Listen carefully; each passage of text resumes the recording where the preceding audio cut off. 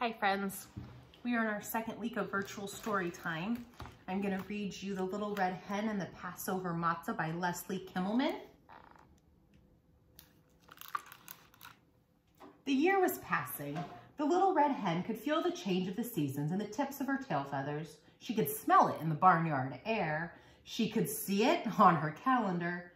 "Oi, gavolt!" exclaimed the little red hen, thinking ahead to spring. "Before I know it, it'll be time for Passover.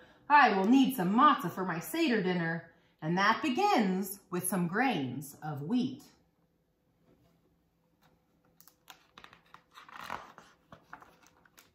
In a corner of the chicken coop, the little red hen kept a small pile of grain safe from wind and water. She gathered them now and went to find her friends. Such friends she had, always ready to lend a hand. "Who will help me plant these grains?" she asked them. "Not I," said sheep. "Sorry, bub," said horse. "Think again," said dog, a little bit rudely. The little red hen was not happy. Okay, she grumbled. "I should worry? I'll just do it myself." And the little red hen planted those grains. Months passed, the sun shone, the rain fell, and the grain grew tall. The little red hen waited patiently. Finally, there was a field of wheat ready to be harvested.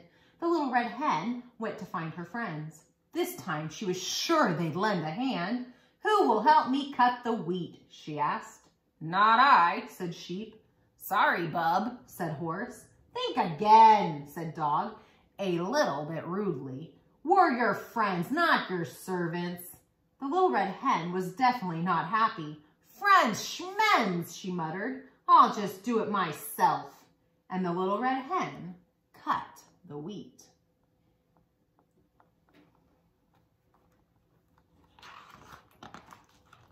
The wheat was ready for the mill. The little red hen gathered it together and went to find her friends. "They won't disappoint me again," she told herself confidently. "Who will help me carry this wheat to the mill?" she asked them. "Not I," said sheep. "Sorry, bub," said horse. "Think again," said dog, a little bit rudely. "We're resting."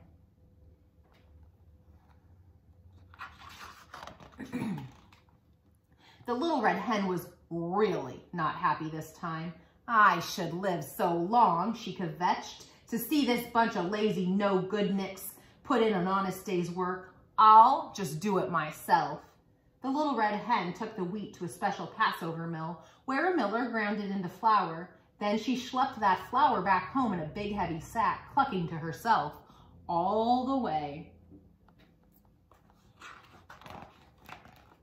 Before she knew it, it was spring, the morning of the first night of Passover. The little red hen had cleaned her house top to bottom. There wasn't a crumb of bread to be found anywhere. "Time to make the matzah," the little red hen announced to her friends. "Who wants to help?"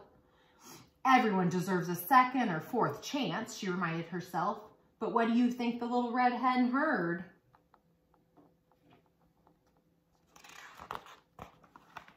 "Not I," said the sheep. "Sorry, bub," said the horse.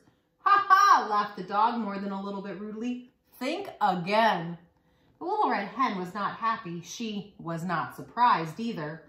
Okay, she said. "So I should starve? I'll just make it myself."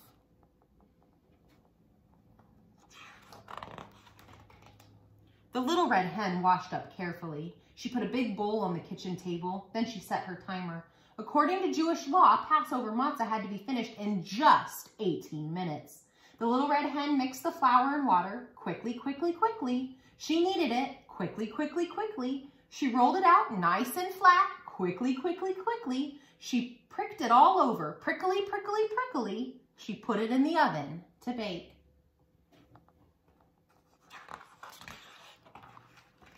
Ding! The matzah was ready just in time. Then the little red hen prepared the Seder dinner. She boiled eggs, simmered soup, and mixed gefilte fish. She washed parsley, chopped apples and nuts, and stirred batter for a cake.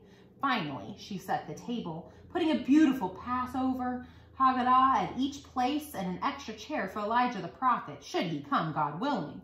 She finished with a covered plate of homemade matzah. The little red hen sat in a chair and waited. When the sun began to set in the evening sky, there was a knock at the door. Guess who was standing there? Bah! Nay! Woof! We're famished, they told the little red hen. What's for dinner?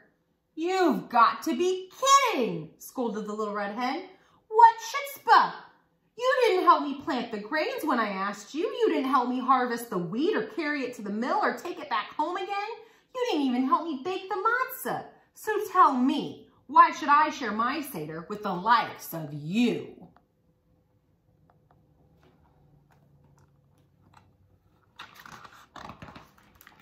Sheep, horse, and dog couldn't think of a thing to say. The little red hen was right. They hadn't been very good friends. The three animals silently hung their heads in shame. The little red hen was quiet too. Now I should invite them to my Seder, she thought. Then she remembered the words written in the Passover Haggadah. Let all who are hungry come and eat. She looked at her friends. They looked hungry. Besides, the little red hen was a good egg. A mensch forgives. And why are you just standing there? She said finally. Come on in. So together, the friends celebrated the holiday. Together, they noshed on tasty, crunchy matzah. And when the Seder was over, after all the planting and the harvesting, the schlepping and the cleaning, the baking and the feasting, just who do you think had to wash all those dishes?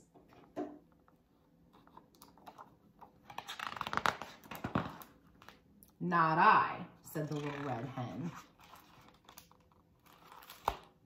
The end. I hope you guys liked that one.